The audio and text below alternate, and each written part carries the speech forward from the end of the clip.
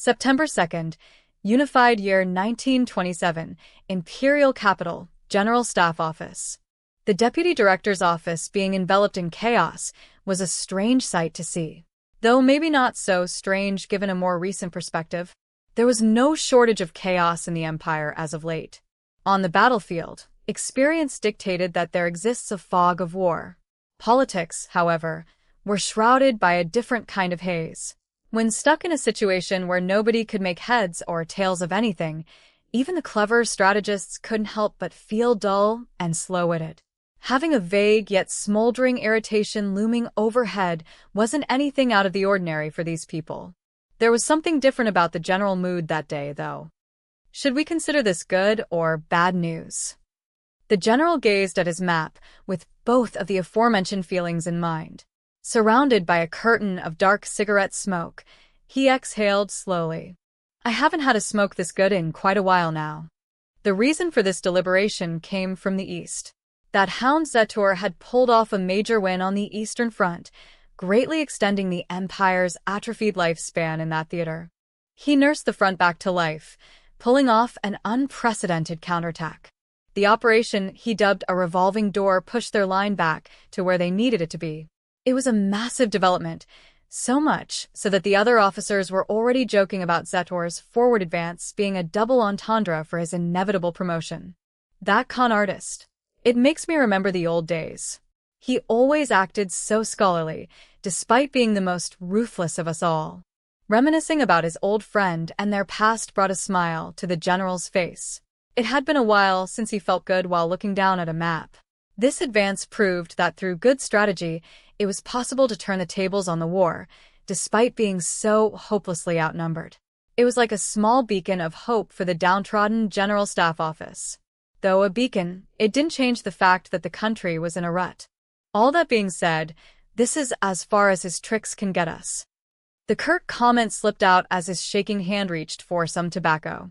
Even Zetor's best efforts only amounted to a tactical victory on the battlefield. Winning battles was always a good thing, but this also highlighted the pitiful condition of their war effort. It was also a feat that no one else could have pulled off. He could leave the Eastern Front in Zetor's hands. This drew a great deal of pressure off the general. Albeit, not enough to provide him with any real breathing room while he had to wheel and deal in the capital. The man was exhausted. Physically, yes, of course, but even more so mentally. He was at his wits' end with all the mental stress he had accumulated. It didn't help that he had to deal with political affairs, something he was not well versed in. I can only hope those two pull through for me. There was a tone of self-deprecation in his voice. Bureaucrats worked for the bureaucracy, and politicians only have themselves in mind, while the members of parliament simply made demands, and the imperial family had its own ambitions and schemes. They each abided by their own schools of thought and vernacular, making it difficult to stay on the same page with any given group at any given time. There was nothing more difficult for a strategist than working with people who operated under fundamentally different logic. It often involved too much pointless arguing. It felt like the general was constantly walking on a tightrope. He had a war to fight, and yet all the superfluous bureaucracy was really testing the integrity of his blood vessels. How much longer am I going to have to keep this up? The idle complaint escaped his lips, and without even realizing it, the general was striking the core of the problem at hand. They had won again in the east, and despite their loss in the west, their efforts there forced their enemies to stay on their toes. The Empire had managed to prove to the world that they wouldn't go down easily or without a fight, at least not for now. Looking at it another way, that was all they'd accomplished. The entire nation was walking on dangerously thin ice. Lieutenant General Rudersdorf shrouded a sigh in heavy cigarette smoke as he thought deeply about the situation. They needed more time. Sadly, the Empire's hourglass had run out of sand long ago. The only way they were going to get any more was to flip the entire hourglass over. Though the real problem was the fact that they were stuck in an hourglass in the first place. The army needs to engage in total war under one commander. Zetor's success in the East sang this tune louder than anything else. It proved that through well-executed strategy, the Imperial Army could remain an untouchable superpower. General Rommel's failure in the West also served as an important lesson as well. The Imperial Army was incapable of pulling off a victory on an unfamiliar battlefield without proper coordination.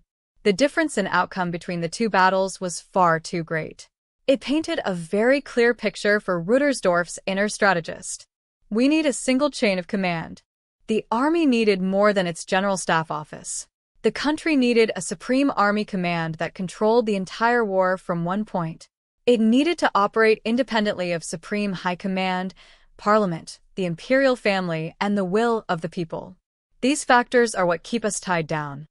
He silently smoked a cigar after switching over from cigarettes for a change of pace, but found himself more preoccupied with a new idea in the corner of his mind. Could they win with a single chain of command in charge of everything? It wasn't certain.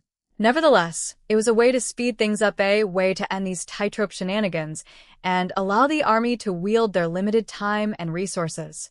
The question of necessity flashed through Lieutenant General Rüdersdorf's mind before he grimaced with an uneasy chuckle. I shouldn't get ahead of myself. He was about to carelessly make a decision on a troubling matter. Plan B was still a contingency plan. They still had Councillor Conrad to rely on and a possible road to peace through Ildoa. No matter how slim the odds were, Plan B would always have to take the back seat as long as there was a chance for the Empire to extract itself from all of this. I can't let my imagination get too out of hand. I know Zetor needs his overactive imagination to come up with those tricks of his on the battlefield. It's something I thought I'd never have to entertain, though. He tries to shrug the notion off with a laugh, but it stubbornly lingered. The idea has planted itself in his mind. An idea for the worst-case scenario. A scheme for what the country would look like under martial law, should it come to that. An emergency solution. One with decent prospects for success, at that. Though, it wasn't something any sane soldier who pledged their loyalty to the imperial family and the fatherland could follow through on without losing control of themselves. He almost wanted to read a mystery novel, anything to take his mind off all this. Although that said be that as it may, Lieutenant General Rüdersdorf mulled over the bombs sent to him from the west. There are too many issues to deal with, starting with General Rommel's emergency report. He received a warning from the general via a sealed message hand-delivered by an officer. Cigar in mouth, he thought about the problem long and hard, but not unlike the smoke in the air around him, it wouldn't disappear.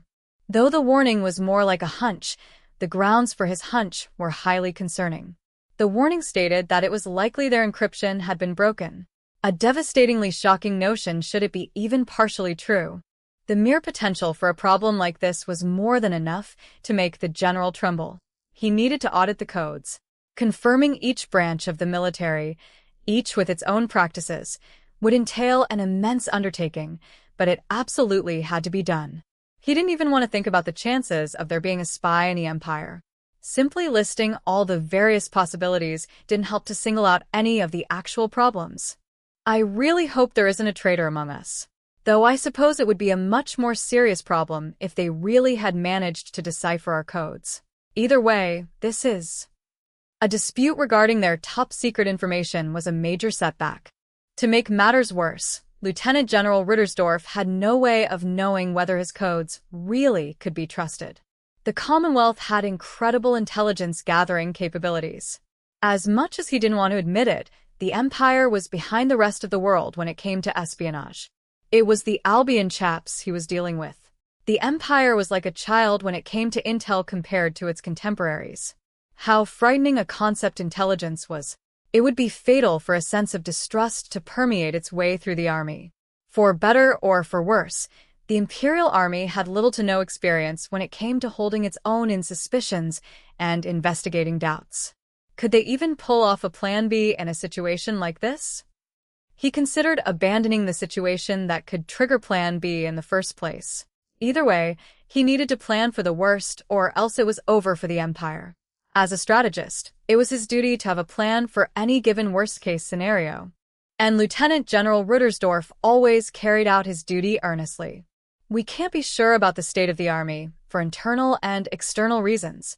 He held his cigar in one hand. He knew that there was no going back. The fatherland, the Empire, had killed too many of its young. The grief of those who lost loved ones was a tremendous weight on his shoulders like a curse. Lieutenant General Rudersdorf had an explicit self-awareness of the obligation he owed the countless number of men and women who had given their lives believing in their country's ultimate victory. They believed in the Empire and the Reich. This was why he took it upon himself to consider every possible avenue and implement a solution he thought was best. No matter what the outcome was, he would do what needed to be done when it needed to be done, even if it meant initiating Plan B.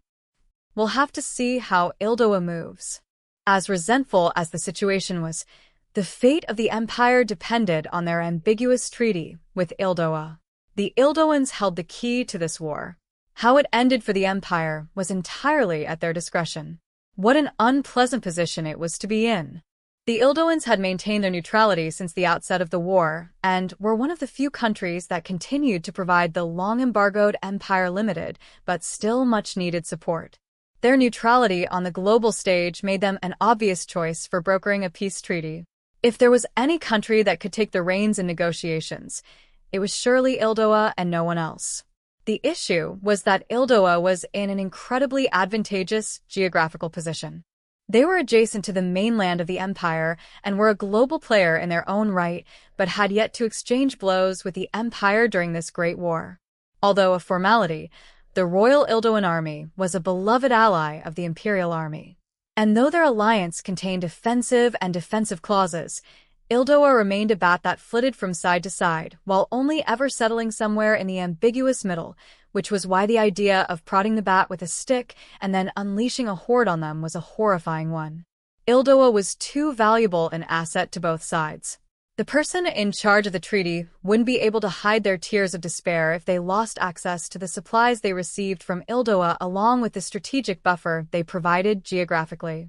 Both the Empire and its enemies pored over every statement Ildoa put out, trying to discern their true intentions. For the Empire, the core of the issue laid less in their intent and more in their ability to carry out decisive action. Ildoa is too dangerous a country for the Empire. The two-front war was already a nightmare. They wouldn't be able to handle yet another front while they were bogged down in the bloody trenches of the East. Such a task would surely be beyond any miracle the great, soon-to-be General Zetor could pull out of his proverbial hat. Not to speak like the man, but should this war continue for much longer, the Empire wouldn't have any more bullets, supplies, or people left. This was something Zetor said often, and he was right. The Empire needed to avoid the unavoidable and impending bankruptcy at all costs. The problem was, the right decision wasn't always the best one during times of war. I'd like to keep them as an ally if at all possible.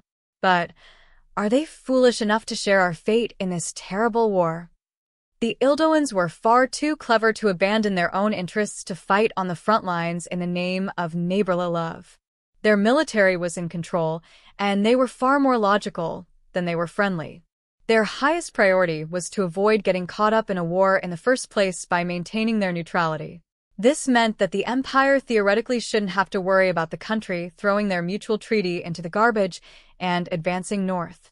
The Ildoans weren't altruistic enough to hurl themselves into the war for either side. And that's exactly why they can't be ignored.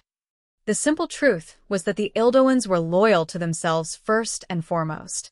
They would maintain their neutrality for as long as the Empire had a fighting chance in this war.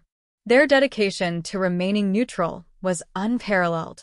For the Empire, they couldn't do any more but hope this was the case.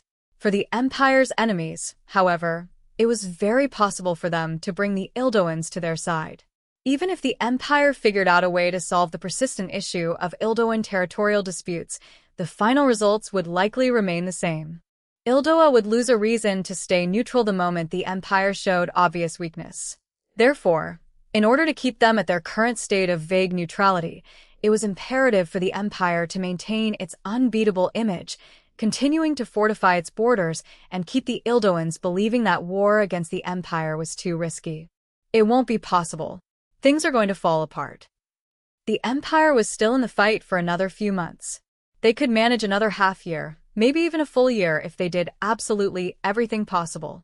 But there was no way for them to win. If there were no signs Councillor Conrad could pull through with the negotiations, preventative measures may have to be taken. As backward as it may seem, there's still time. They could hit Ildoa before they could tell what was coming. It would involve pulling firepower from the east and occupying the Ildoan Peninsula.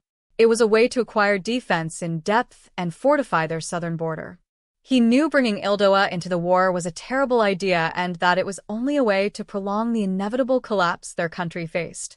But if such an attack truly could prolong said collapse, then surely it was worth consideration. In that light, it suddenly started to seem more than worth it. It must be done. I must carry out my duty. If it was time he was after, he was going to have to get his hands dirty. And he had at most a year to get moving. In the east, there was a victor. A victor who had pulled off a multitude of incredible military feats.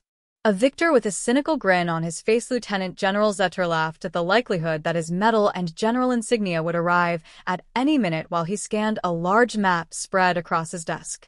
The map, filled to the brim with details and notes, now reached much farther east than before. Foreign news outlets weren't subtle about hiding their shock with what they consider the Empire going back on the offensive, but reality proved much less magical and heartening than the newspapers.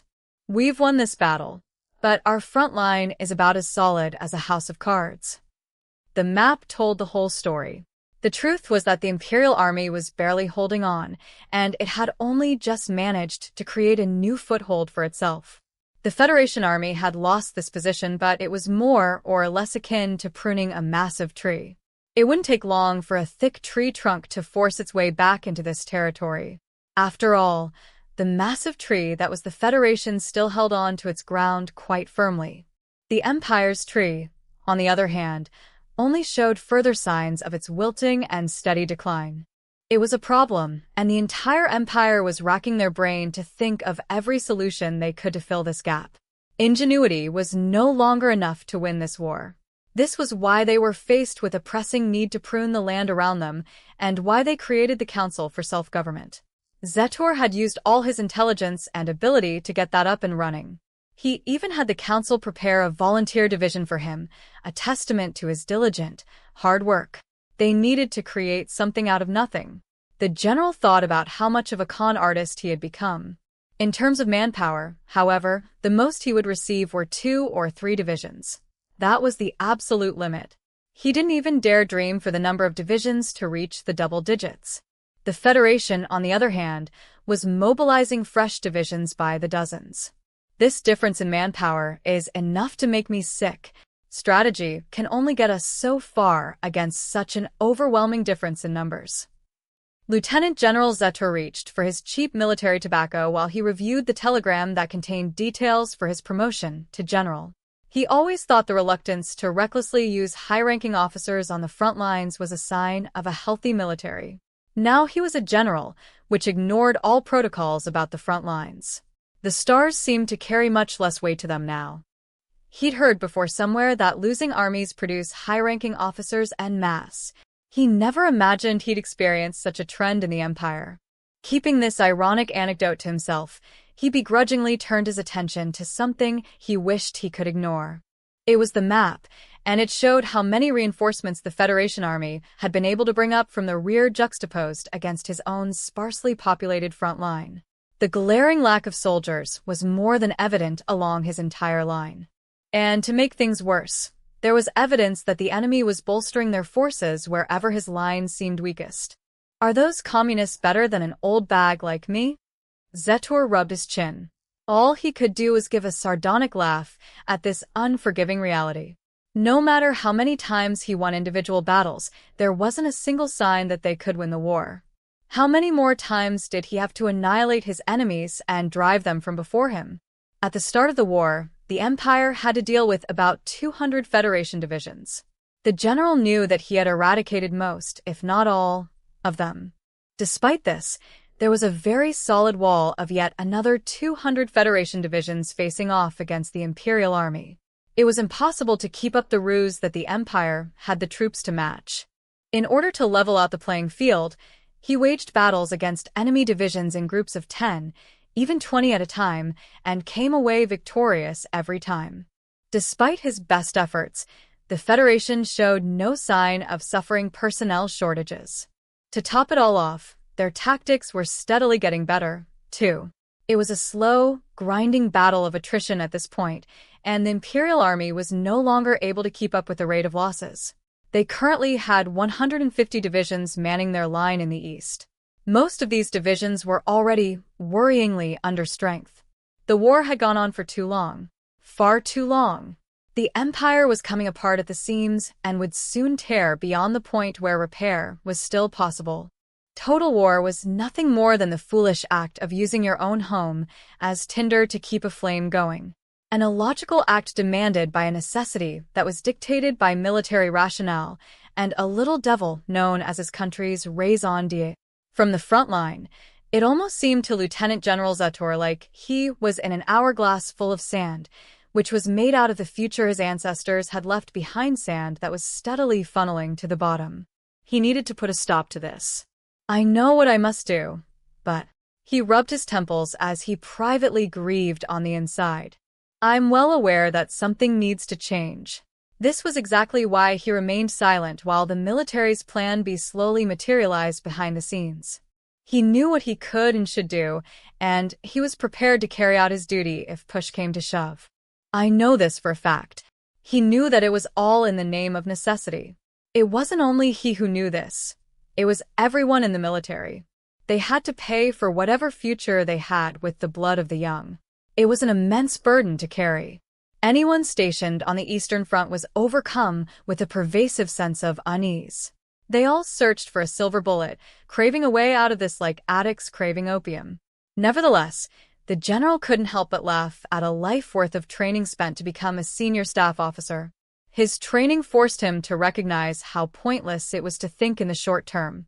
It was still possible to continue piling the lives of their young into this war. If this was what they were going to do, then he would pile on as many as he needed to even make a fortress out of bodies if that was what the situation called, for so long as it would buy him time. This was the mindset of a senior staff officer. He knew that his country had gone too far. I used to think I was a good person, but look at me now.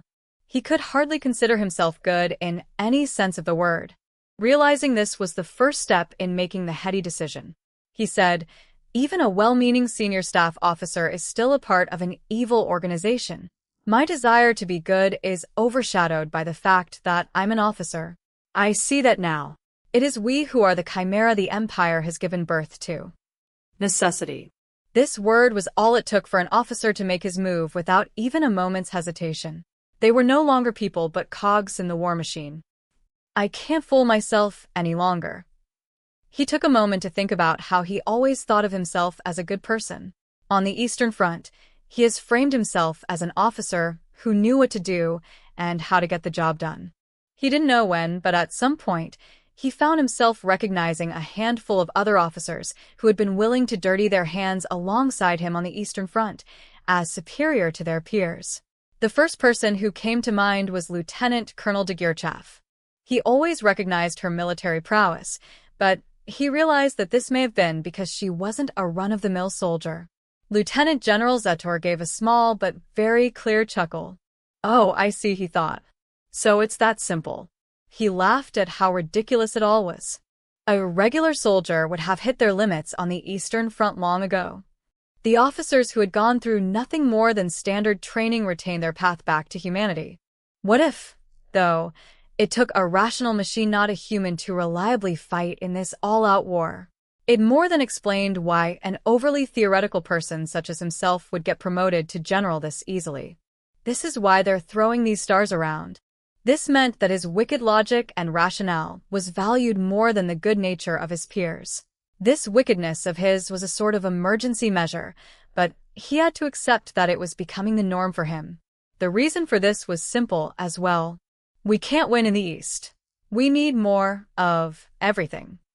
The animals known as senior staff officers were monsters that had the heart and soul of the Empire poured into them. They were absurdities brought to life for the purpose of making the impossible possible. Give this creature a lever, and they shall move the world. There existed, however, far too few of these monsters. To make more of them, they needed an ideal vessel that had the potential to become one. The officers were chosen after being filtered out by a rigorous series of trials at the War College. There was no hope for them to pump out more anytime soon. All said and done, It was a serious conundrum. It would be impossible to turn the entire army into monsters, but their inability to do exactly that would bring the war to a screeching halt.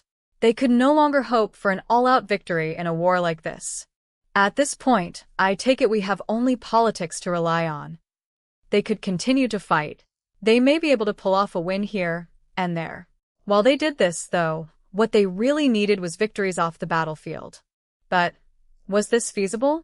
It could have meant they would have to eventually accept their defeat. This was the world of politics.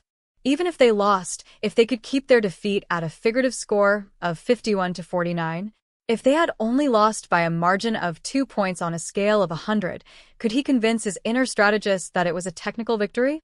Zetor had spent most of his career as a strategist fixated on victory and defeat. That idiot Ruttersdorf probably wouldn't accept these terms. I'd wager it's a 50-50 chance he does. He was a soldier who was quick to seize an opportunity.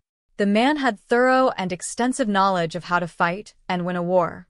Zetor was no stranger to this. It was what he and the other officers had obsessed over at the War College. When it came to military operations, Zetor doubted he could outmaneuver Ruttersdorf.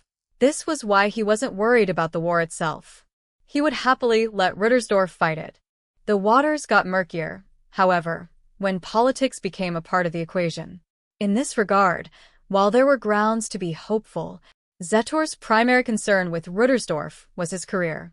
It was a fine difference, but a difference Zetor had some experience in navigating. He does have a habit of always giving orders with the worst possible timing. The terrible truth was that the general had spent too much time in the General Staff office focusing purely on strategy.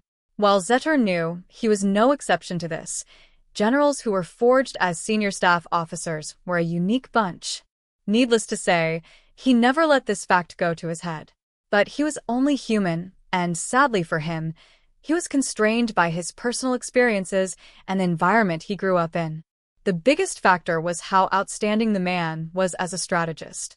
He wasn't going to stand for failure. Zetor knew full well he was a second-rate general and that Ruttersdorf's style of command was the genuine product. In other words, even though he himself knew there was room for cooperation, he questioned whether his friend knew how to achieve objectives with anything besides force. He shook his head, which was starting to hurt. Zetor could only hope that his concern would turn out to be all for nothing, and that one day the two could joke about it over drinks someday. I'll have to send him a letter. I'll need a political officer to send it as well. It'd be better if I could talk to him face to face. Unfortunately, the distance and their respective positions presented a logistical hurdle that prevented them from doing this. It was easy for him to send messages about sharing his expert opinion on military affairs pertaining to each other's positions, but they couldn't converse about the deadly toxin that manifested itself in Plan B through official channels. The general realized something for the first time. I could never really guess what that man was thinking. Though Zetor always thought of Ruttersdorf as a friend, he truly was unpredictable. Whatever he was planning, it was beyond the imagination of the future general stationed in the East. Lieutenant Colonel Tanya von de Geerchaff had simple desires. She only wished for things that most humans probably desired as well. To speak in concrete terms, she sought out the maximization of utility and the freedom of the pursuit of happiness. Her recent encounters included a dogfight with some insane Commonwealth Marine mage in the East. Then, when she made it to the West, General Rommel hit her with a nasty mission. Though this annoyed her, she carried out her duty, only to find that same crazy mage was waiting for her there as well. What is he? Some kind of creepy stalker? As disturbing as the thought was, there was some rationale behind it. The truth was that the enemy had been following them around the continent. There was something off about that multinational volunteer unit. It made Tanya dizzy just thinking about it. She felt like her clear, healthy mind was being put through an industrial-grade milling machine. I need a vacation. Tanya grumbled to herself out loud, but her own remark became fuel for a new realization. For better or for worse, there was a strong underlying Francois element to the part of the Western Territory where they were currently stationed, and it still retained a semblance of civilization. Save for the occasional bombings that could be heard in the distance here and there, it was like heaven compared to the East. There was plumbing, electricity, and even a bed. Not to mention the food, which was to die for. The point being, it was the perfect place to enjoy the bare minimum civilization had to offer. Above all, the most important detail was that General Rommel's plan to storm the Commonwealth had hit a roadblock, leaving Tanya with absolutely nothing to do. Maybe, just maybe, I could take a moment for myself. As soon as that thought passed through her mind, the young, battle-hardened aerial magic officer moved like the wind without a moment's hesitation. Tanya was already well-versed in writing up and processing government documents. She didn't even require the help of her. All that was left to do was quietly submit the documents. Tanya found her adjutant at her battalion's camp, which also acted as their Kampfgrupp's command center. First Lieutenant Serebryakov, I will be taking the day off today. Her adjutant cocked her head with a confused look about her. Taking the day off? That's right, I am not working today. Her adjutant clapped her hands and smiled in a way that suggested she'd forgotten about the concept of time off. That's unusual of you, Colonel. What is? No, I just figured that you haven't taken a day for yourself in so long. There weren't many opportunities to take time off in the first place, given the circumstances. She had been sent from the east to the west to the capital, and excluding her little excursion to the south in Ildoa, she hadn't had a real vacation in so long. There is a problem within our battalion of people not using their paid time off. This isn't limited to only me. We've been managing to make enough time for ourselves to sleep, but we haven't been able to get any rest beyond that for a while now. Tanya gave a firm nod. She looked at all the faces in the command tent. They all resembled her own. Why wouldn't they? The Mage Battalion wasn't normally given enough time to rest properly in the first place. On top of this, they were only the Lurgan Kampfgruppe in name. The reality was that the Kampfgruppe revolved around the 203rd Aerial Mage Battalion, which was used in whichever theater they happened to be needed. Even the most loyal soldier would want to apply for leave at some point. Of course, Tanya was too concerned with self-preservation to ever admit this aloud. That wasn't to say she'd stop herself from affirming the notion with an exaggerated nod should the topic present itself. Behold, Visha. Now is the time for me, your commanding officer, to set an example for the rest of the battalion. If I don't take time off, there's no way my subordinates ever will. Pretending to be a manager who cared could really take a toll on a girl. She needed to play the part, though. As far as she could judge by her aide's response, her statement was received fairly well. Our battalion does tend to skip out on vacation time. Were her subordinates overly serious by nature, or had they given up on the idea of taking time off after being at war for so long? They were always on point about taking a turn on the watch rotation, but when it came to taking time off, the Mage Battalion was incredibly lackadaisical. If Tanya didn't take the initiative to take time off, then her subordinates never would either. The fact that Tanya was wrestling with this notion at all was a clear sign that she and her battalion were terminal workaholics. As far as Tanya could tell, though, it could simply be that their collective concept of paid time off had been pounded out of them by artillery fire on the battlefield. Well, you know why. She let out another sharp laugh. The entire command center's ears perked up at Tanya's mention of taking a day off, and suddenly each and every one of them had glimmering eyes. If I take a day off, will the entire Kampfgruppe follow suit all at once? She glared back at her subordinates, and the collective glimmer quickly vanished. Oh my, it looked like her subordinates were still humans after all. This was a good sign. It appears everyone has been holding back.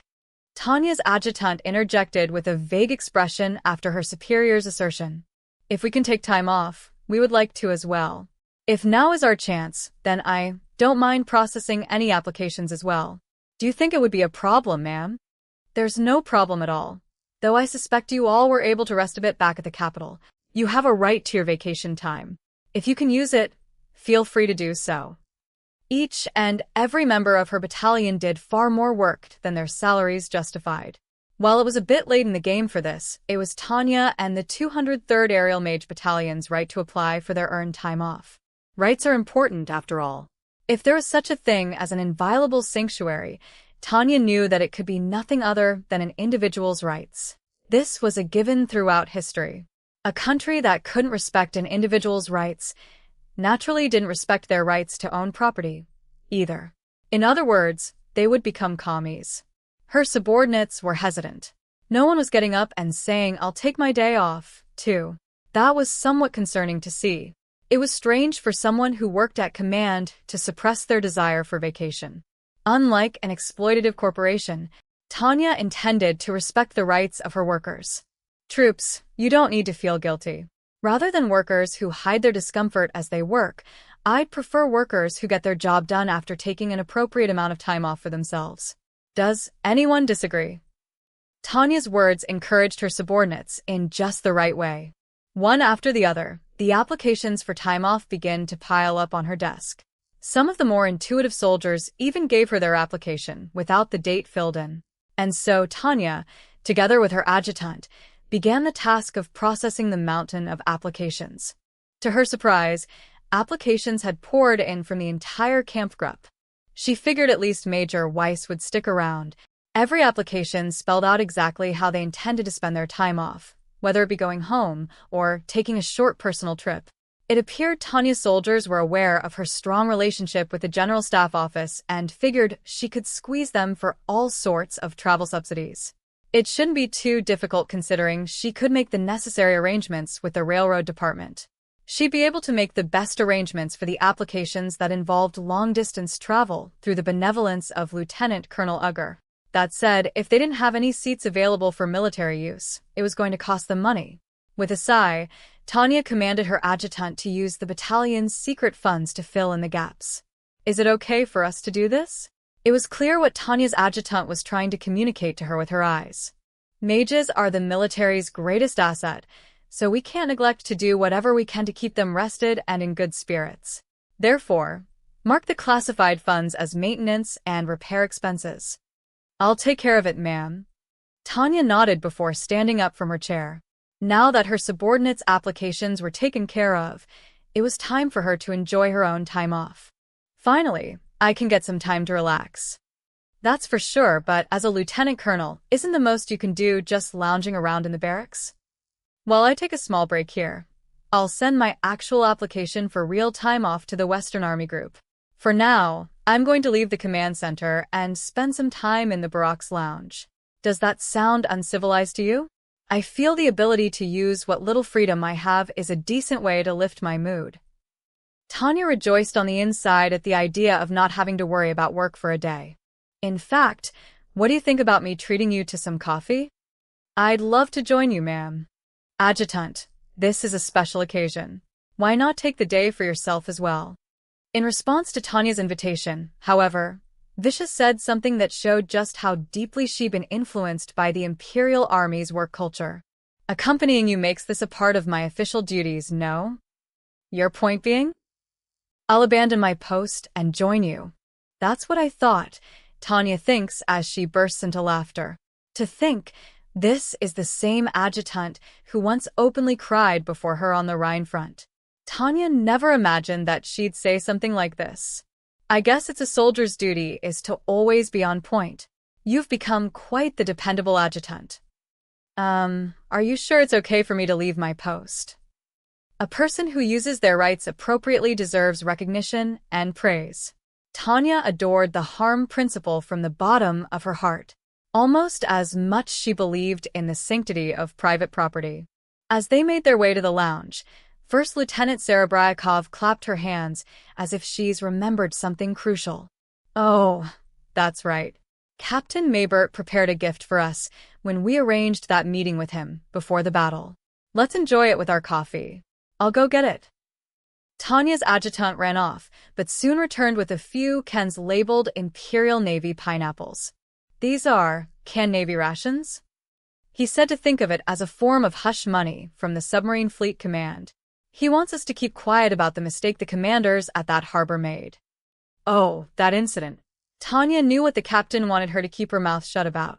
It was that time that amateur Navy personnel failed to defend his own port. Colonel Lurgan was livid when he tried to shirk responsibility for it. A bribe? How shameful. She picked up a can and ascertained that the pineapples were soaked in delicious syrup. "We'd better dispose of all evidence before anyone finds out." Affirmative. And that was how the two of them gathered whatever treats they could find before convening in the lounge, where Tanya and First Lieutenant Serebryakov had a small coffee break. They spread out their collections of edibles on the lounge table. It was a collection of cultural goods. Tanya slowly picked up the finest coffee beans she had to offer and hand-roasted them in a frying pan. First Lieutenant Serebryakov skillfully prepared them with a grinder. They then steamed the ground beans with boiled water before Tanya's adjutant expertly poured the enchanting black liquid into their cups. The now uncanned Imperial Navy pineapples tasted unbelievably delicious as well. Tanya wore a big smile on her face, thoroughly enjoying this moment. Her adjutant, who sat comfortably next to her, showed a slightly serious expression before raising a question. "Is it okay if I ask you something?" "What's that?" "Well, I wanted to ask where this war is going." The question caught Tanya off guard. She flashed a scowl, as if the sweet pineapple wedge in her mouth suddenly turned sour. The war was the last thing she wanted to talk about during her precious time off. That's a peculiar question to ask. Well, there aren't many opportunities to ask you these sorts of questions one-to-one, so Tanya couldn't reprimand the young woman for politely asking her opinion. It was a chance for two officers to share what they thought without the rank-and-file watching. She felt it was probably better to be frank with her, at least to a certain extent. "I wouldn't dwell too much on it. Right now, our highest priority is making sure we all make it out alive." "Is that how you feel, Colonel?" "A war can only be ended through victory. As far as I can tell, there isn't anyone fighting right now intending to lose." However, Tanya took a breath and then a sip of her scrumptious Ildoan coffee, before saying what had to be said. "We are soldiers. Well, in your case, you were supposed to be a conscript before you eventually joined up of your own accord. And, of course, there were certain circumstances that went into your decision to do so." "I'm an officer, ma'am. I joined for the same reasons as everybody else." First Lieutenant Serebryakov nodded to Tanya. They were both the same in this regard. As civil servants, they were the instruments of their nation's sovereignty. It would have been nice if they could receive their pay for little to no work like run-of-the-mill civil servants, but they had to earn their pay in full, unfortunately. Despite Tanya being against slavery, considering the sheer volume of unpaid overtime hours she and Visha had put into their jobs, they were effectively a pair of quintessential public servants. Tanya shook her head and focused back on the topic at hand. For soldiers who are conscripted, they have a place to go home when the war ends. For a soldier who enlists, however, they're seen as throwing their lot in with the military. Being an officer is much tougher than you may think. What do you mean by this?" "We aren't privileged with the option of death, however sweet a release it may be. We're here on our own accord, so we need to fight until the very end. That is why we need to survive through this war." There was nothing more important than their lives.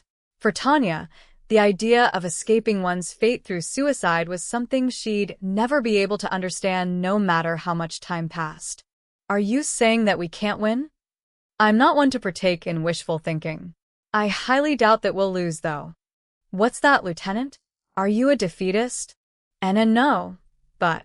Her adjutant looked completely bewildered. Tanya pegged her for a duelist, the type that felt naturally inclined to define everything in terms of black and white. It was a suitable personality for a 203rd mage. Tanya's soldiers were always facing the two extremes in the form of life and death. She decided to take this opportunity to teach her adjutant a small lesson. "This is a good chance for us to figure this out, then." Tanya placed her coffee onto the desk with a soft tap and then pointed at Visha before continuing. "You ask if we can win this war? The answer to that is, we won't know until we try. But I can assure you that we won't lose." "Is there some secret way for us to turn the war around in the works?" "Come on now, Lieutenant," Tanya almost blurts out at her adjutant. "Turn the war around? You're killing me, Visha." Tanya could feel her brow furrowing on the inside at her adjutant's remark. It wasn't something she should reprimand the young woman for, but the idea that they needed to turn the war around was already a clear sign of her doubt in the military. In other words, even First Lieutenant Serebryakov recognized that the odds were stacked against the Imperial Army. "Lieutenant, there's no big secret. You just have to use your head." Could it be that there's some groundbreaking new technology? Just like last time, when the Linium Arms factory pulled through for us. Tanya could feel a headache coming on just hearing mention of the damned place. She furrowed her actual brow this time. If left to his own devices, the mad scientist Shuggle creating some odd invention wasn't entirely out of the question. Tanya only hoped she would be entirely uninvolved if that ever came to pass. Of course, that was neither here nor there. The real issue at hand was what the war stemmed from in the first place. There's no secret weapon or plan, or even a magic staff involved in this. Do you have any idea what I'm getting at? Please enlighten me, Colonel. Tanya didn't intend on her remark to sound reprimanding, but it came off that way evidently, judging by the response she received. To think, this is supposed to be a private conversation between two off-duty soldiers. It's simple. The answer is politics. War was just an extension of politics, after all. Though it was conducted through force of arms and open warfare, the fact that it was humans who were doing the fighting meant that politics would always be a part of the fundamental equation. Whether or not they won or lost, the greater battle would still be decided purely through political means. Tanya reiterates this point to First Lieutenant Serebryakov so that she won't forget it. At the company level, victory and defeat is a simple thing to discern. Tanya lightly held her finger to her brow as she realized there was a pressing need to educate her soldiers a bit more. She needed to teach them more fundamental knowledge about things that weren't directly related to war. Let's look at battalions or regiments or even brigades and divisions. Victory is as clear-cut as the law of physics for any of these. But what happens when we look at a whole country? Pure military strength doesn't dictate the victor when we get to this level. So, we have to think about how we execute our attack. Yes, that is correct. Even animals use knowledge when they go on a hunt. Look no further than a pack of wolves. Her adjutant gave an eager nod of understanding when Tanya used this example. She happily popped another pineapple wedge into her mouth as she quickly came up with her conclusion. Oh, well, that's simple then. First Lieutenant Serebryakov eagerly continued. So, whoever throws the strongest punch wins. First Lieutenant, it seems you are in dire need of re-education. Let's review. Look back at what you learned before you became an officer. Oh, wait, Colonel. We're on break, so let's save this for later. You're still on duty. Ugh, her adjutant looked as if she was about to cry. Her tears weren't something worth considering, though. One must pay for the mistakes one makes. I'm a commanding officer. I can't let my soldiers slink off with insufficient knowledge. First Lieutenant, take some time to review your studies and come back to me with a report on the answer. That's an order. Recognizing she was the one who brought this problem onto herself, Tanya's adjutant's eyes begged her for mercy. Unfortunately, Tanya used up all the mercy in her small body to grant her subordinates time off en masse. Visha wouldn't be working overtime on this. She was in luck. Since it was an order, First Lieutenant Serebryakov returned to her post, where she could spend her time on duty doing the homework she created for herself. Although this left the person who bestowed the homework unto her in a very bad mood. For you see, the sad, fatal deficiency in the Empire had manifested itself in her adjutant's lack of awareness. The Empire relied far too much on the instrument of violence it has created. Visha's ridiculous remark is a sign that the Empire thinks they can't beat their way out of any problem. The Empire relied too much on its strength. The fact that they have pretty much gotten by on that alone until now had set that paradigm into stone for the country. If this nation had its Bismarck, there may have been another path for them to go down. Oh, Bismarck. You were truly a great man. However did you manage to get the reins on your country during the unprecedented times of imperialism you lived in? If only there was a diplomat half as capable as you in the Empire of today. Tanya shook her head to clear her mind. There likely was a Bismarck in the Empire. The saddest part was that she predicted the Empire would never be able to properly utilize such a person.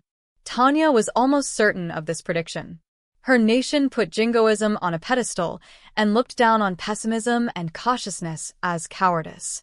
The Empire subscribed to the school of thought that, as a victor, victory was the overarching imperative. Those who even considered defeat a possibility wouldn't make it anywhere in the Empire. In other words, for Tanya to maintain her career, she needed to channel everything toward achieving victory, and nothing else.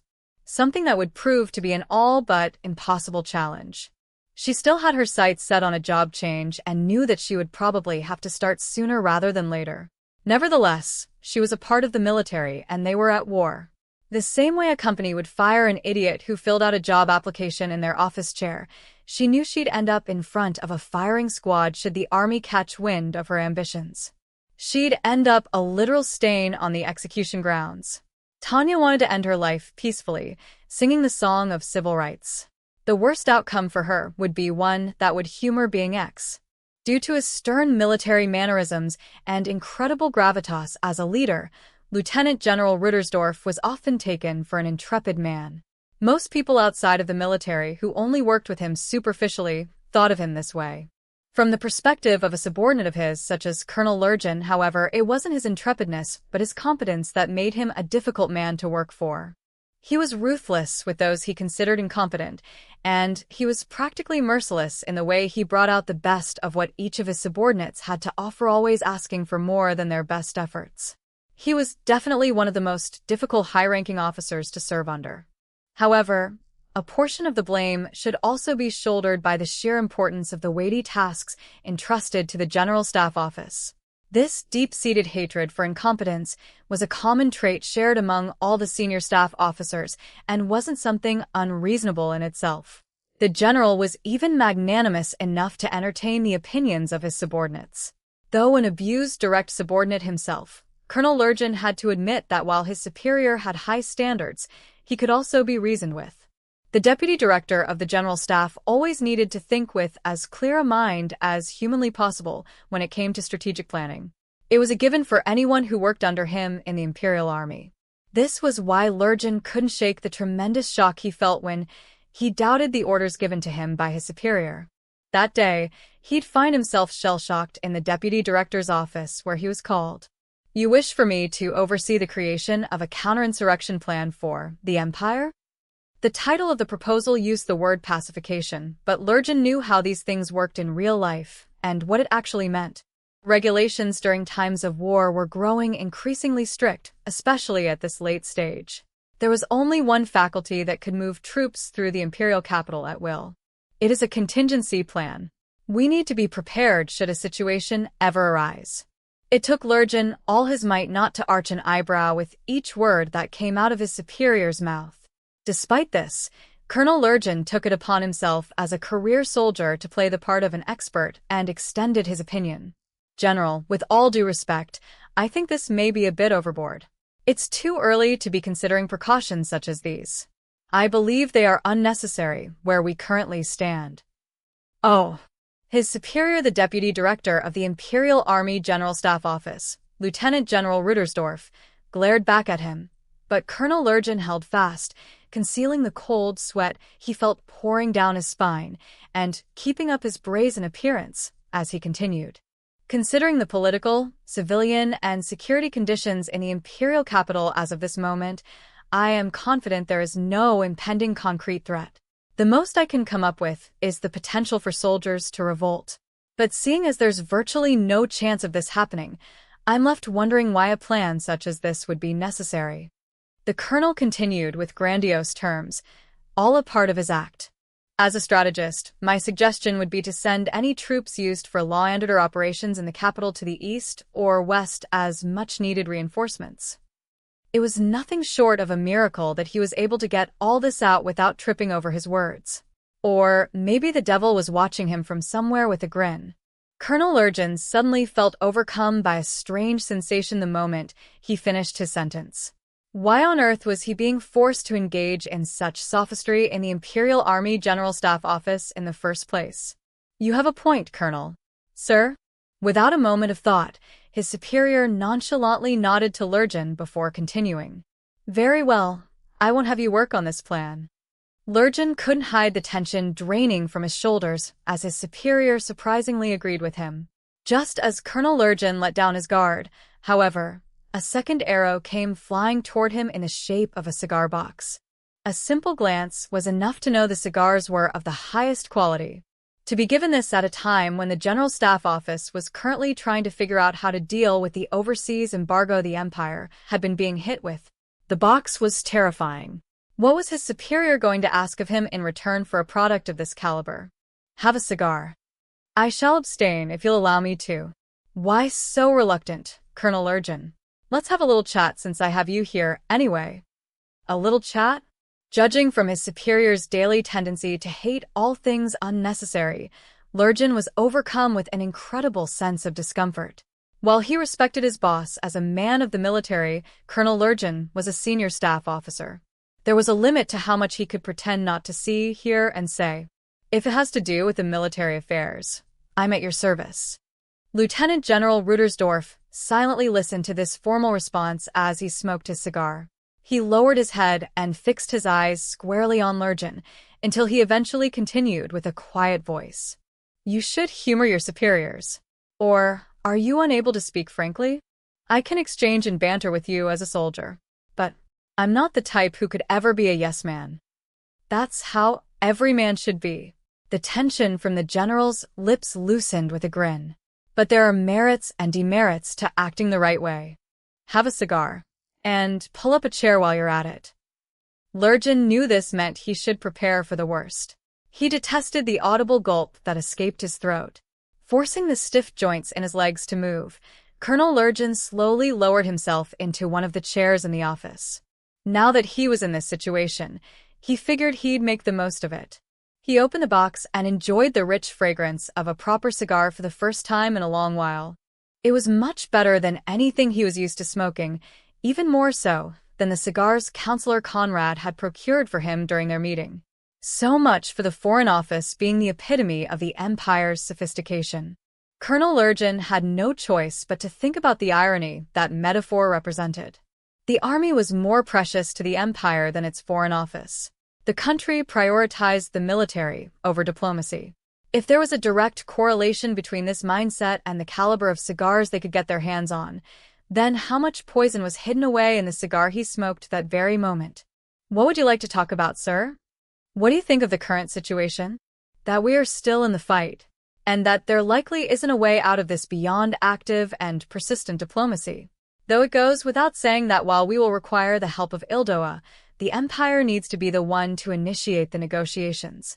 His superior nodded in agreement, causing Colonel Lurgan even more discomfort. Though he couldn't quite describe it, he knew there was something hidden behind his superior's assent.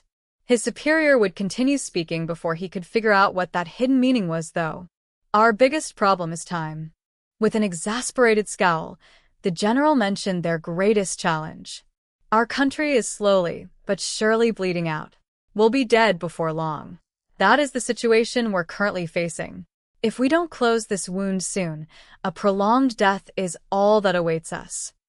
I feel that if you force an exhausted patient to do fruitless labor, chances are the shock will simply kill them sooner. Your point being? What? Does that mean you'd give up on the patient? I feel like it'd be best for such a surgery to only be considered after a period of reduced activity if their wounds are critical. Even if the surgery were to succeed, what's the point if the patient dies? The Lieutenant General folded his arms thoughtfully before giving his brief retort. Colonel Lurgan, you're a fool. Please enlighten me on your opinion of the matter, sir. I wouldn't want to hurt my hand, he said as he literally raised a fist. Knowing where this was heading, Lurgan interrupted him before the general got too caught up in a different performance. Sir, I ask you to refrain from fooling yourself. Oh, what can you do with a fist? Anyone can hit someone once. They may even get away with it a second time. But where does it all lead? Those who lived by the sword died by the sword, and the Imperial Army was effectively one great big sword. Too much swinging, and it would be the Empire that wound up down in a puddle of its own blood. Colonel Lurgan knew full well that this was only a theory on his part. So, you want me to rely on the bureaucrats? You want to place your hope on Councillor Conrad and pray that he'll pull through for us without a hitch. The military isn't anything more than precisely that, a military. Lurgan remembered the day diplomatic negotiations in Ildoa went south, leading to the end of their hopes for a quick armistice. If a simple soldier could have made a difference then, he wished they had been there that day. He felt the same now given the situation at hand. Colonel Lurgin's rationale, on the other hand, strongly denied his feelings of shock. We're senior staff officers. Standard training dictates what we should do. Standard training teaches you nothing more than a single standard. It's our prerogative to reevaluate what our standard should be. He said this nonchalantly, but the meaning it carried was something heavy enough to make the senior staff officer's expression stiffen. General, are you insinuating that you could redefine the standards in the middle of a war like this? Nothing is possible if you never try. How many things do you think are chalked up as impossible without ever being tested? We're a fist, sir. We're nothing more than an injured fist. Let's say that you're correct, for argument's sake. Then let me ask you this. Do you really believe that we could never be anything more than a fist? It's more basic than that. Cigar in hand, Lurgin continued in a hoarse voice. We fight the wars, and the politicians run the country. We have the bureaucrats to bring us together. This is the foundation on which our country is based. It was frustrating. It was difficult to tolerate. Lurgin almost wanted to lash out when he thought about it. He knew it was the forbidden fruit, and yet there was something utterly captivating about General Rudersdorf's plan. But these were just his own personal feelings. It was nothing more than a knee-jerk reaction born of how he felt on the inside. Sir, as an individual, there is something about your plan that I do find tempting. As a colonel, however, it's not something I could ever get behind. Lurgin could share a recognition of the dire circumstances their country faced. They both shared an awareness of the issue. As a military expert, however, he couldn't prescribe the general's plan as a solution. Contingency plans were akin to life insurance. They weren't something that should be forced into action. Colonel Lurgin sat and waited to be reprimanded by his superior. Excellent. That is the right mindset to have. Lurgin never dreamed the man would agree with him. It actually threw him off a great deal.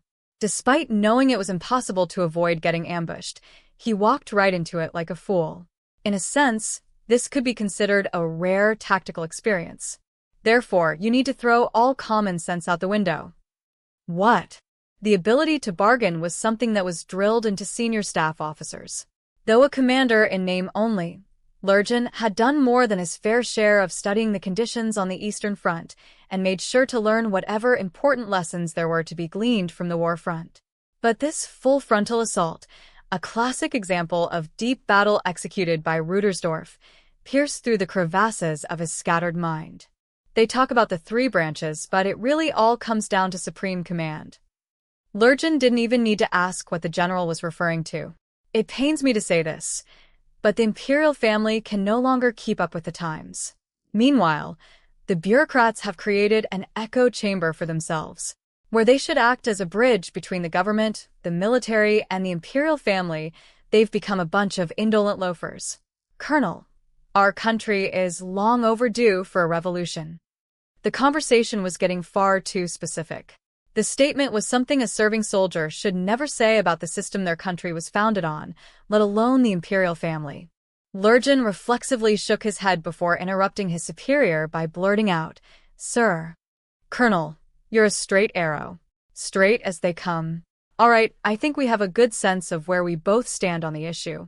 I don't plan on doing anything outrageous." Then surely the outrageousness of your statement isn't lost on you? Lieutenant General Rudersdorf nodded with an expression that looked like it had been carved from a boulder. Keep in mind that this is merely a contingency plan. It's just something to have ready. There's no need to get up in arms about it. There's no better path out of this than, as you say, through legitimate channels. There are no grounds for me to disagree with you there. He continued in a terribly exasperated voice, I believe you fully understand what your duty is as an officer. Therefore, we should both stick to what we know best. I've never forgotten my duty. Good. You're free to go. Take those cigars with you. They're a gift. Lurgin knew there was no refusing this offer. It felt very much like the cigars were being pushed onto him more than freely given as a gift. He graciously gathered the box up before giving a salute and taking his leave from the deputy director's office. After a few deep breaths, He got the oxygen he desperately needed after that intense back and forth. It felt like he couldn't think straight. Without much thought, he took out one of the cigars and placed it in his mouth, only to shake his head and change back to his usual cheap smokes. He was too used to smoking military-issue tobacco at this point. So, what was he to do with the rest of these cigars? I feel like these aren't something I should keep for myself. He felt hesitant about smoking them alone, almost guilty. It wasn't as if they were a bribe or anything, but he didn't really know what to do with them. He figured he'd better give them to somebody else entirely. Taking a moment to ponder who the busiest person in the General Staff office was, he quickly realized he didn't even need to think about it. Though it would be something of a trip, there was only one department that deserved these. With the cigars in hand, he made his way to the labyrinth that was the railroad department. With the occasional salute given to the random acquaintance or soldier he met on the way, Lurgan walked through the cold halls of the General Staff building. During this short trip, he found himself thinking about the plainness of his workplace. There were sparse decorations here or there, but it was nothing compared to the Foreign Office. It made sense to him why Lieutenant Colonel de Geerchaf would scoff at their building. The General Staff Office was a home for those who did real work. Colonel Lurgan approached the door of one of its civilians and called out as he knocked. "Lieutenant Colonel Ugger, are you there?" There was no response. Was that too quiet? Lurgan knocked harder, but nothing came in return. He must be out. Strange, he's usually in around this time. Urged on by his suspicion, Lurgan poked his head into the office, where he saw a sight he somewhat expected. There was a railway official, out cold on top of his desk. Sleeping on the job was a fairly serious problem, but considering how much work Lieutenant Colonel Ugger was inundated with, Lurgan could only feel for the man. He'd just finished organizing the massive train schedule that enabled General Zetor's mobile warfare in the East. It was extremely doubtful the Empire had arranged any time off. Lurgan couldn't bring himself to reprimand the man. Should I just leave the cigars with a note? No, Colonel Lurgan figured it would be better to wake the man up and order him to get some rest. He approached the desk when a series of documents sprawled across it caught his eye. This is the train schedule for shifting the theater? Ugger finished this days ago, and it was already being passed around. What other explanation would there be for him to be sleeping on his desk? But this is... He did a double take. Was this a train schedule for the South? The only theater to the South would be. Now it had completely captured his interest. He looked over the documents and found a list of intricate numbers. They were statistics on different trains and stations, but they were oddly detailed. He was about to run his eyes over a few more of the documents when the owner of the office groggily emerged from his slumber finally. What? Oh, when did you get here, Colonel? Colonel Lurgan kind-heartedly waved his hand at the man as he gave a few long blinks. At ease. You must be exhausted. And no wonder, considering how arranging the train schedule was one of the most difficult jobs in the entire General Staff Office. There was a limited supply of train cars, but an endless amount of demand for them. Just maintaining the rails alone was of critical importance during the war. The demands included provisioning new railroads that had to be laid, and to make matters worse, strategists always required a two-way railroad, which included converting Federation tracks to a gauge usable for Empire trains. It was complicated to the point of being beyond human comprehension, but the army found a way to make things work. They were hated by the Reichsbahn, feared by the railroad department, and complained about by the frontline troops for the lack of provisions they received, but they did their job no matter what. They worked in the shadows to ensure the nation's logistics never failed. There was no one more deserving of these cigars. Maybe these will help take your mind off things. I got them as an apology from General Ruttersdorf for physically threatening me earlier today. Lieutenant Colonel Ugger accepted the cigars without really thinking about it. Thank you. Oh, sorry about earlier. You saw me at my worst, Colonel Lurgan. If it was anybody other than me, this would have been considered a leak. There aren't many people who have full access to all General Staff information. He wasn't wrong, not to mention the exceedingly large amount of stress that came with the territory. I guess access is really the only benefit this job entails. And, well, the occasional fancy cigar. I could do without the pressure I have to put up with from above, though. Ha ha ha. Capable people are destined to work themselves to the bone until the day they die. Lieutenant Colonel, don't pretend you're not in the same boat. I know what you've been up to lately. It's easy for me to picture you being sent around the office and having people pile their odd jobs onto you. I appreciate the gift. I know. Were you interested in these? Ugo organized the papers before placing them in front of Colonel Lurgan. It was the same schedule for shifting the theater from before. The colonel flashed an overt grimace. I'll be honest, I'm having a hard time making sense of the plans. What? You must be joking. The comment caught Lieutenant Colonel Ugo off guard. To him, it was no different from any other regular old schedule. For a man of the railway, it was nothing more than that. However, for a strategist in charge of various aspects of the war, Lurgan had an entirely different perspective. These documents are for Ildoa, are they not? Lieutenant Colonel Ugo simply said, "That's right," with a sigh. It's a train schedule, and one that has a railroad expert falling asleep on top of a map of Ildoa. I must say, it's a very ominous plan, if nothing else. Why was the General Staff Office making railway arrangements going toward Ildoa at a time like this? The idea of there being such a map in the building was borderline preposterous. Ildoa was their ally, for goodness sake. While the country was without a doubt taking a very opportunist approach to the war, they still sent the Empire much-needed supplies. Though it was important to remain vigilant, their neighbor was hardly a credible threat worth planning around. There wasn't much more to Ildoa than this. So, why were there large-scale preparations being made to send trains to Ildoa? Lurgan assumed it was a part of the nebulous Plan B. Lieutenant Colonel Ugo, is it fair to assume you have an idea of what this could be related to? I think I have an idea. Do you think so, too? I bet these are preliminary preparations for something. The problem is whether or not they'll remain preliminary. Was this new schedule preparation in case their primary plan didn't work? That was what Lurgan wanted to think, but there was something awfully tangible about the documents and the numbers. Obviously, it was yet another form of insurance. Insurance was necessary at all stages of the game. And yet, there was this strange feeling the colonel couldn't shake about the entire thing. As a railway official, I can say that we regularly station troops on the Ildoa border. I'm struggling this time, though. I'm having a hard time getting enough mountain cars and maintenance cars over there. Oh? Lurgan halfway nodded, but then he felt his strange feeling grow even stronger. You're sending cars to Ildoa? Well, just as a test. Wait, Lieutenant Colonel. What's wrong?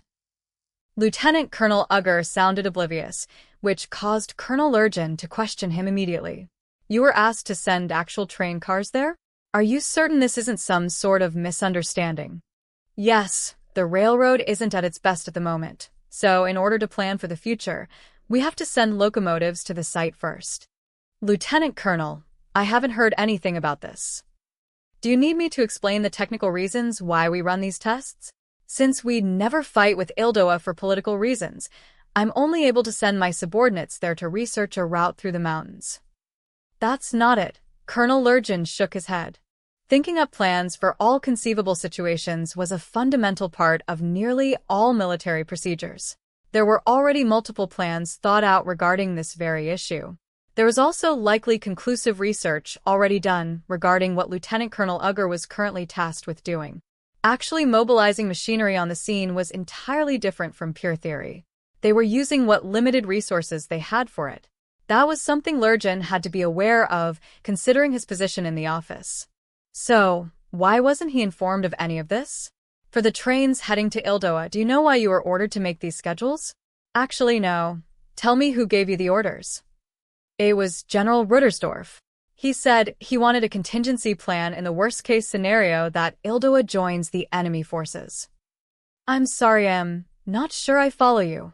It was evident that the railway operator didn't have a grasp of the full picture, so Lurgan decided to let him know the ugly truth what this all meant from a strategist's perspective. For a defensive battle, we planned on destroying all railways between the two countries. We'd station forces in the mountains and focus purely on fortifying our defenses. There isn't a single plan that involves going into Ildoa. They had these train schedules worked out since before the war. All trains would remain within the Empire's border. Though these plans lacked the power to take out an enemy army in one fell swoop, the country could use what troops it had within its borders to buy itself time, possibly indefinitely. Lieutenant Colonel Ugger was beginning to pick up on the strangeness of the schedule he had been tasked with creating, and his expression soon twisted with anxiety as he scanned the documents again. So then, what kind of scenario is the general envisioning that would require me to prepare these? It was known far and wide that the army loved their plans. That said, they also abhorred waste, and they certainly didn't have any time to spare given the current state of the war. In effect, no activities would be approved unless they had a clear goal in mind. Which begged the question, what was the goal in mind when it came to Ildoa? And why didn't Lurgan know about it? Lurgan, who was in charge of studying military topography in critical locations. This is probably a top-secret operation. Lurgan let this slip out with a defeated laugh. The best way to fool your enemies was to fool your allies, after all. This so-called preliminary schedule was nothing more than routine work for the General Staff Office. Working on it would likely never draw the attention of a fellow officer. This wasn't the case, though, if they had already begun moving actual machinery. The meaning behind this was something very, and this couldn't be emphasized enough, very serious. Though the mere hint of the so-called pacification plan from before suggested the same meaning, this did even more. It was evident that General Ruttersdorf had a lot more on his mind than even Lurgan was aware of. Plan B may very well have been nothing more than a contingency. It was, however, a contingency prepared for extremely real circumstances. Let's grab a drink, Lieutenant Colonel. I think we may need to speak more frankly about this. And maybe we should have the drinks at one of our houses, Colonel Lurgan suggested in a quiet voice, almost a whisper, a small hint at the precariousness of what he wished to talk about. Though it definitely wasn't the best way to conduct things, relationships between individuals filled the gaps in an organization. There are one too many factors set in motion for this to be considered preliminary. I think we should work together behind the scenes. Lurgan was midway through this thought when it hit him. A realization cropped up in Colonel Lurgan's mind. Oh, I see. He was under a timer. So we're in an hourglass. They were operating under a time limit. If the army couldn't achieve their goal within the limit, would that trigger those contingency plans? If a battle was to be fought, it would happen in the spring. They certainly weren't going to attempt major maneuvers in the mountains during the winter. The lack of snowplow trains in the schedule suggested this as well. That meant they had a year, maybe less. The Empire had perhaps a year to figure something out. Time was a big concern of General Ruttersdorf's. Despite this, he'd taken an interest in Lurgan's efforts to reach out to the world through diplomacy. His efforts were placed on a scale with their Plan B. It made sense to Lurgan why he was given time to push for reconciliation with Councillor Conrad. That time came with a clear limit. This explained why Lieutenant General Ruttersdorf had placed such high hopes in him. He trusted Lurgan but also gave him a time limit. A limit the general would likely never share directly with Lurgan. The plan was more than likely a surprise attack. The more he thought about it, the more Lurgan was convinced that if they were going to pull it off with any real chance of success, it would have to be in the spring. Or perhaps February or March at the earliest. Lurgan knew he'd be asked to negotiate like his life depended on it. For the general, it served to either lower their enemy's guard or to actually pull through with successful diplomacy. Either way, he was now a part of an inconceivable framework. He didn't need to look any further than the concrete plans the general had the railway staff working on. There was a good chance that the trigger was a literal trigger. He hated politics. He hated them with his entire being. It was why, up until that point, Lurgan felt a distance from them and those who actively engaged with them. He only wished whoever controlled politics did it well. Now those politics had forced their way into his domain military planning, and he needed to face reality. Colonel Lergent? Are you all right? Lurgan looked at the lieutenant colonel. He could see the obvious worry in his eyes. This man was a railway specialist. He was in charge of making the trains run on time. Maybe, just maybe he... Lieutenant-colonel. I feel bad to ask you this, but I need you to do something for me. The colonel apologetically lowered his head. I know you can't do much more than you already are. And I know you may think it's inhumane of me to ask for more. You'd be right to think so. Even so, he needed to make the request. The devil called necessity required more time. To get this time, Lurgan needed the railroad department to devote itself to the Reich. As incredibly stupid as it seemed, it was necessary. I need more time before the battle shifts to an Ildoan front. Can you stretch out preparations for the schedule as long as possible until then? Colonel, with all due respect, U.S. railway operators are barely scraping by as it is. Lurgan knew this. It was self-evident, but he needed whatever amount of time he could get, no matter how little. He didn't know if the attack was planned for mid-spring, or if it was an early spring blitzkrieg. If he could get even an extra month or two, there was a chance that things could turn out differently. There was still hope. It would be up to Councillor Conrad and the diplomats. If they screwed up, who knew what might befall the Empire? There was also a chance of things slowing down on the Ildoan side in terms of negotiations. He could tell that the chances would be slim going into this. But even a slim chance was still a chance. He wasn't going to let his only chance to potentially save the Empire, the Heimat, pass him by. Would his struggle end in vain? Was it nothing but a pathetic last-ditch effort? Colonel Lurgan was fine with that. He knew what he needed to do. He didn't know where this path would lead him. It didn't really matter to him. It may only slightly differ from Lieutenant General Rittersdorf's path. What mattered was that he felt it was a way to help the fatherland, and he'd do anything for the nation's sake. That's what it meant to be a senior staff officer. He could no longer afford to stand idly by, as the time he no longer had slipped through his fingers. I need more time to save the Reich. To save our country. Please. Do whatever you can to buy me some. No longer concerned with appearances, Lurgan was practically begging Ugger at this point. The train operator let his shoulders fall and slumped over before letting out an exhausted, sad laugh. Looks like I'll be putting in much more overtime from here on. I doubt I'll be able to head home at all. I can already see my daughter crying. The man was a good husband and father. Lurgan knew this, but gave the man his tall order nevertheless. It was his job, and he was going to do it, but this didn't mean he didn't feel bad about it. I'm sorry. Feel free to hate me for this, Lieutenant Colonel.